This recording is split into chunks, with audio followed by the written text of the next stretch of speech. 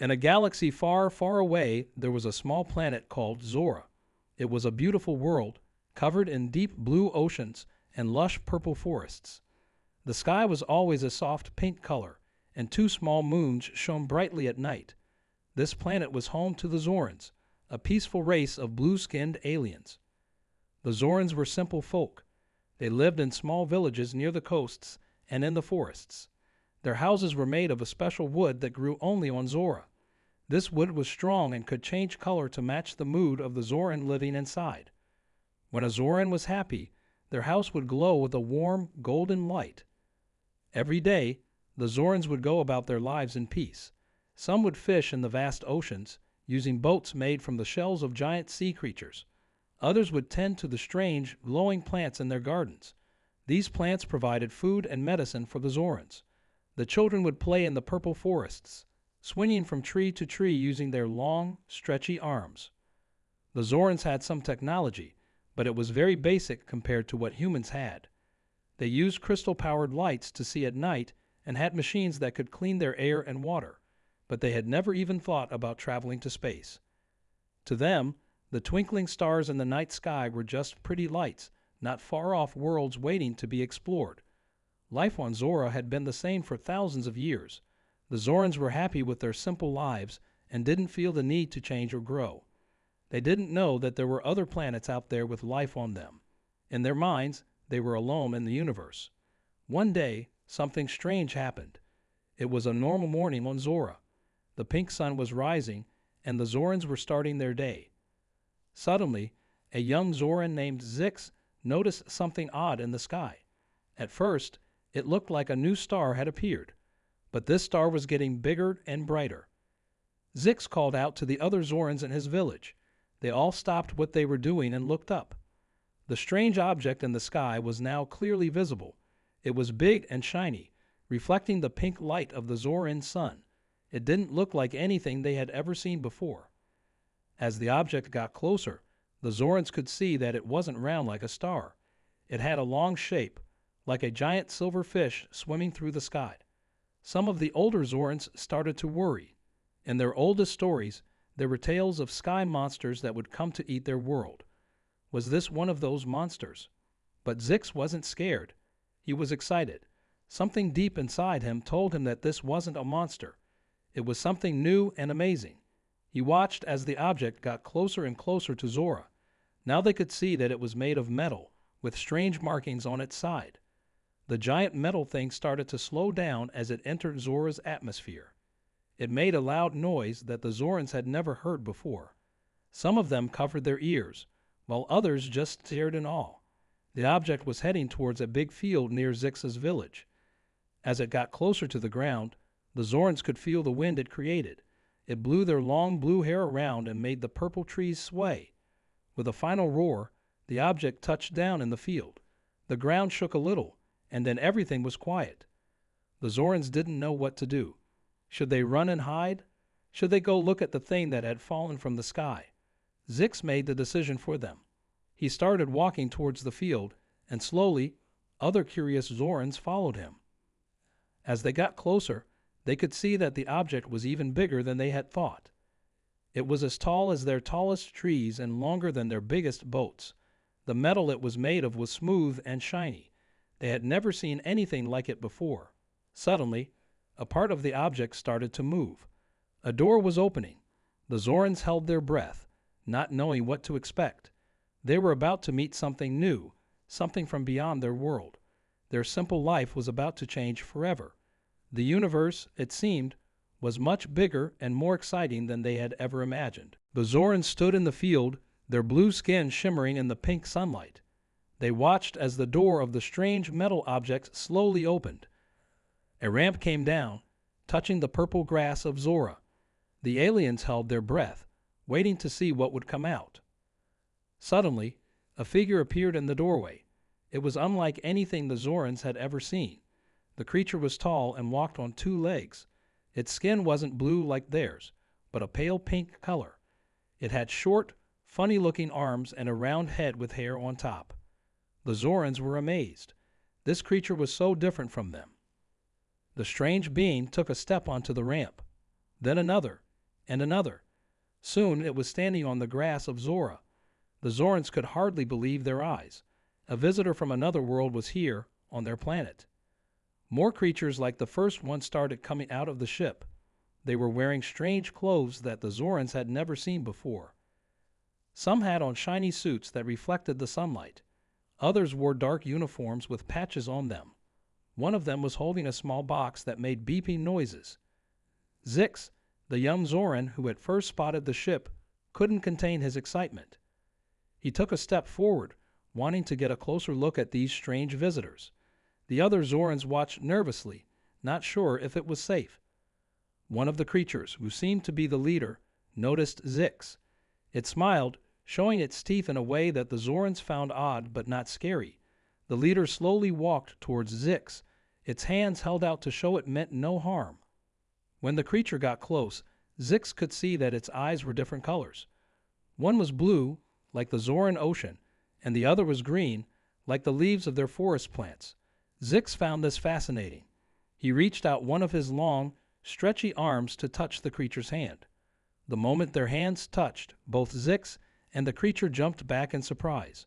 They felt a small spark, like static electricity, but it didn't hurt. Instead, it made them both laugh. The tension broke, and suddenly, the field was filled with the sound of Zoran and human laughter. The leader of the creatures turned to its companions and made some sounds. The Zorans couldn't understand the words, but they could tell from the tone that the leader was excited. One of the other creatures came forward with a small, shiny object in its hand. The creature held the object up to its mouth and spoke into it. To the Zorans' amazement, the object started making sounds in their own language. "Hello," it said. "We come in peace. We are humans from a planet called Earth." The Zorans were shocked. These creatures, these humans, had a way to speak their language. It was like magic to them. Zix, being brave, decided to answer. "Welcome to Zora," he said. "We are the Zorans. We've never met anyone from another world before." The human leader smiled again and spoke into the translating device. "We are explorers," the device said in the Zoran language. "We travel through space to meet new people and learn about different worlds. We're very happy to meet you." As the humans and Zorans began to talk, more Zorans came out of their homes to see what was happening. They were curious about these strange visitors and their amazing ship. The humans showed the Zorans some of their technology. They had small devices that could take pictures, machines that could fly, and even robots that could move on their own. The Zorans were amazed by all of this. They had never imagined such things were possible. Some of the younger Zorans started asking the humans lots of questions. How did their ship fly? Where did they come from? What was their world like? The humans were happy to answer. They told the Zorans about Earth, with its blue skies and green grass. They talked about their cities, their different cultures, and their own history of exploring their world and then space. As the day went on, the Zorans became more comfortable with the humans. They invited them to their village to share a meal. The humans were excited to try Zoran food, and the Zorans were curious to see what the humans would eat. That night, as the two moons of Zora rose in the sky, humans and Zorans sat together, sharing stories and learning about each other. It was the beginning of a new era for both races. The universe had suddenly become a much bigger and more exciting place. The Zorans went to sleep that night with their heads full of new ideas and dreams of the stars. They knew that their simple life had changed forever, but they were excited about what the future might bring. The humans had opened up a whole new world of possibilities for them. As the humans settled into life on Xylox 5, they began to share their advanced technology with the alien civilization.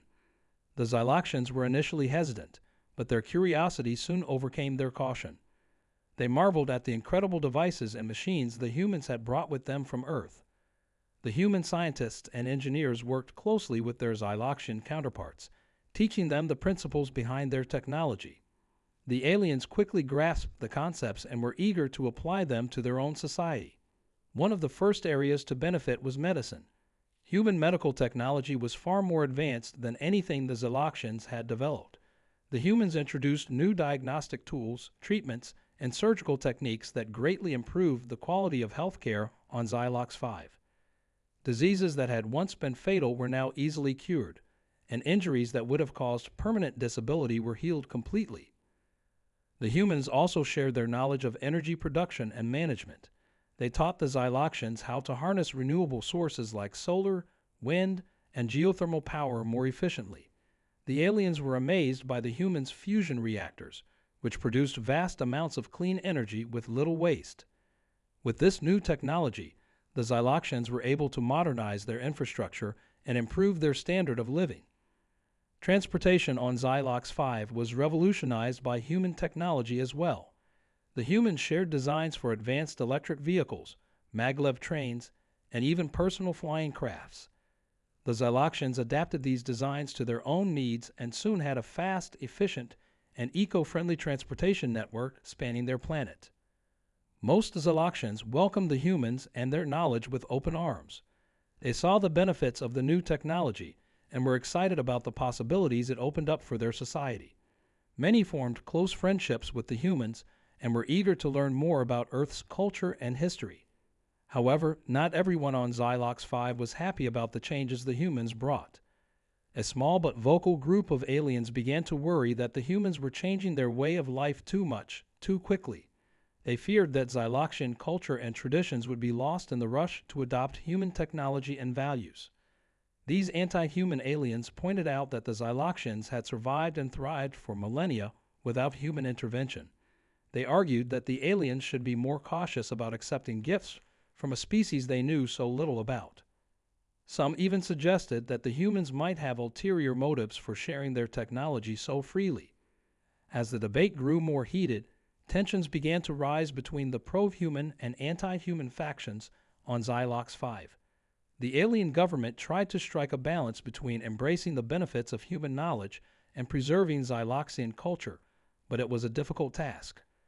Despite the concerns of the anti-human movement, most Xyloxians remained eager to learn from and work with the humans. They believed that the sharing of knowledge was key to building a better future for both species. The human technology continued to transform life on Xylox 5 in countless ways, from improving healthcare and energy production to making transportation faster and more efficient. Only time would tell if the Xyloxians' trust in the humans was well placed, or if the concerns of the anti-human faction would prove justified. For now, the majority of aliens were content to embrace the changes and opportunities that human knowledge brought to their world.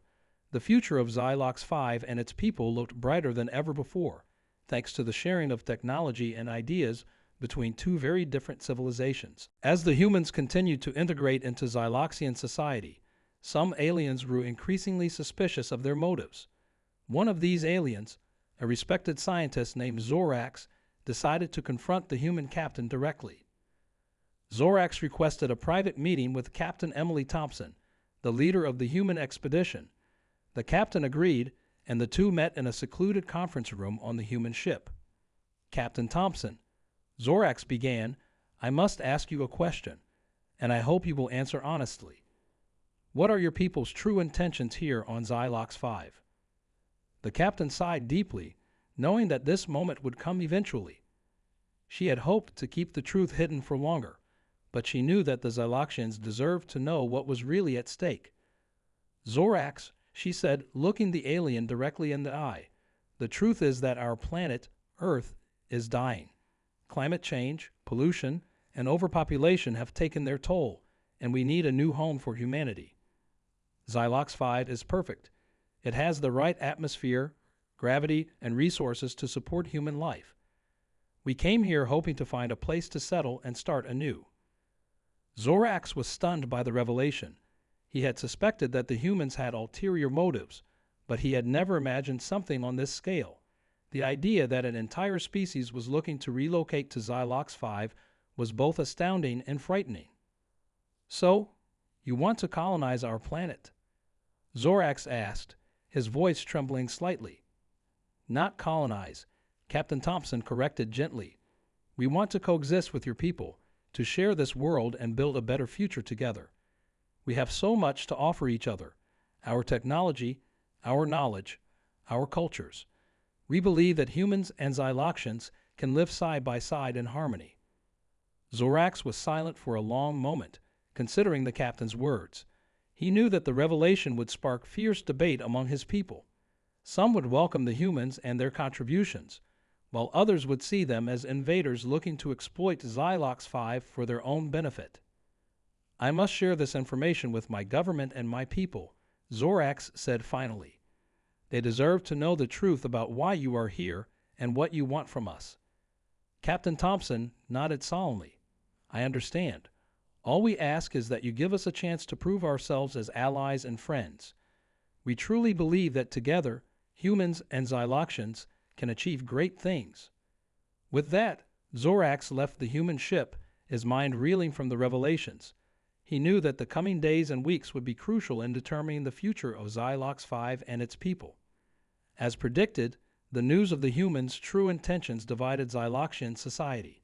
Some saw the opportunity for growth and progress, while others feared the loss of their culture and way of life.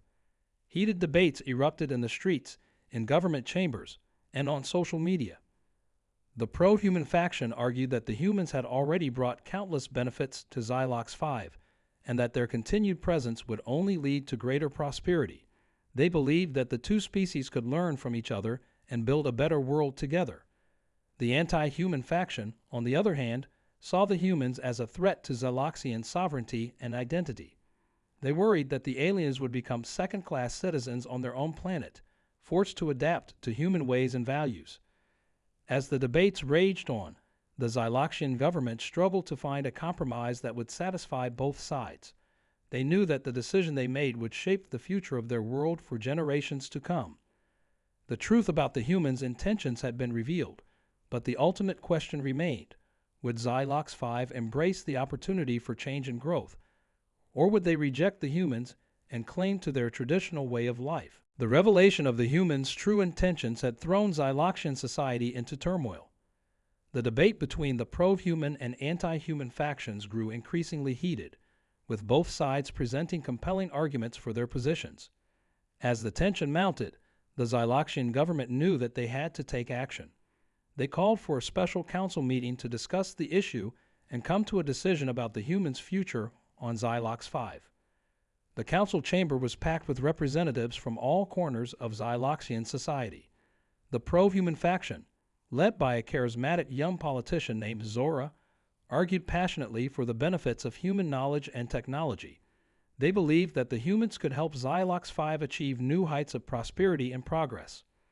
On the other side, the anti-human faction, led by a grizzled old general named Zorn, warned of the dangers of allowing an alien species to gain too much influence over Xyloxian affairs. They feared that the humans would eventually dominate and exploit the Xyloxians, just as they had done to their own planet. The debate raged for hours, with each side presenting evidence and arguments to support their position. The council members listened carefully, weighing the pros and cons of each option. Finally, after much deliberation, the council called for a vote. The chamber fell silent as each member cast their ballot, the tension palpable in the air. In the end, the vote was close, but the pro-human faction had won by a narrow margin. The council had agreed to allow the humans to settle on Xylox 5, with the condition that they would work closely with the Xyloxian government to ensure a peaceful and mutually beneficial coexistence. The decision was met with mixed reactions from the Xyloxian public. Some celebrated the opportunity for growth and change, while others mourned the loss of their traditional way of life. However, not everyone was willing to accept the council's decision. A small group of anti-human extremists, led by General Zorn, decided to take matters into their own hands. Late one night, they staged a surprise attack on the human ship, hoping to destroy it and force the aliens to leave Xylox 5 forever. The attack caught the humans off guard, and for a moment, it seemed like the extremists might succeed. But the humans were not defenseless.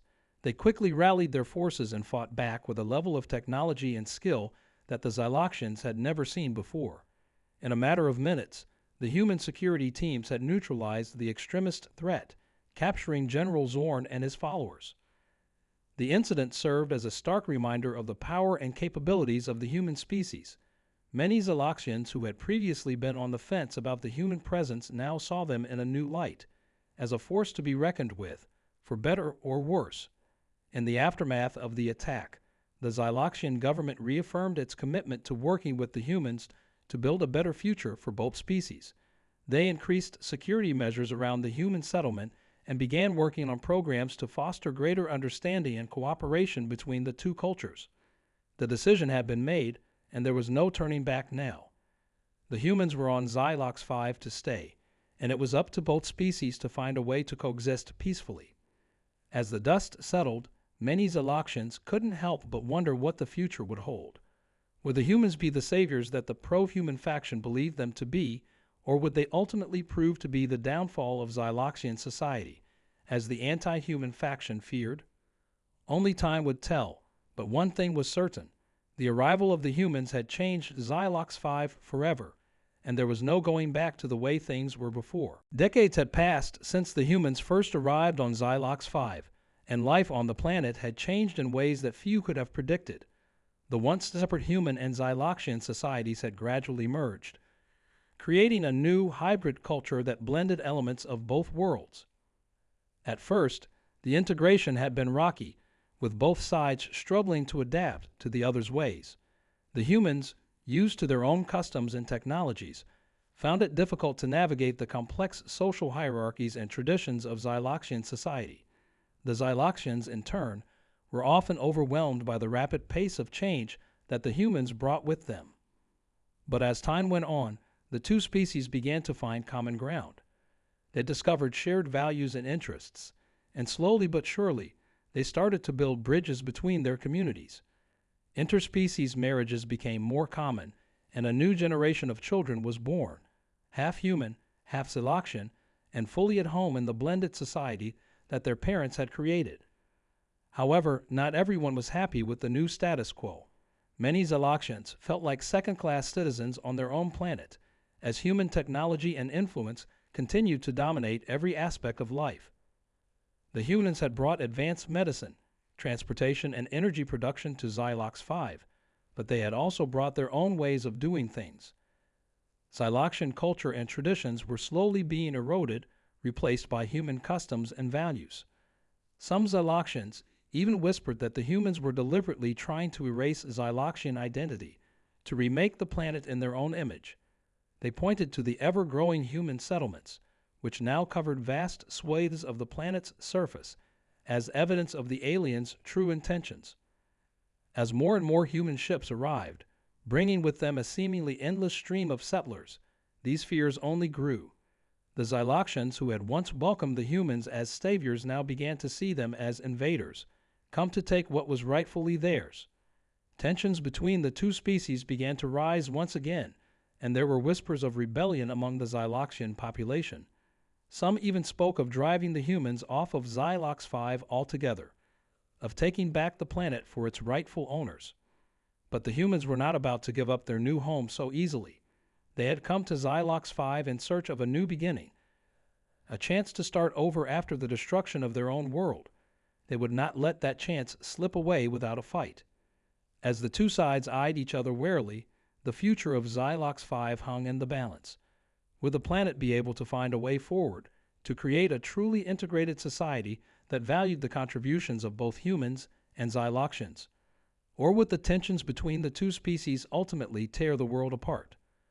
For now, the uneasy peace held, but it was a fragile thing, easily shattered by the slightest provocation. The leaders of both communities worked tirelessly to maintain the balance, to find ways to bridge the gaps between their peoples. But even as they did so, the question lingered in the minds of many. When the humans were done with Xylox 5, would there be anything left of the planet that the Xyloxians had once called home? Or would they find themselves strangers in a land that they no longer recognized, forced to adapt to a new reality that they had never asked for? Only time would tell, but one thing was certain. The arrival of the humans had set Xylox 5 on a course that would shape its destiny for generations to come. And for better or worse, there was no turning back now.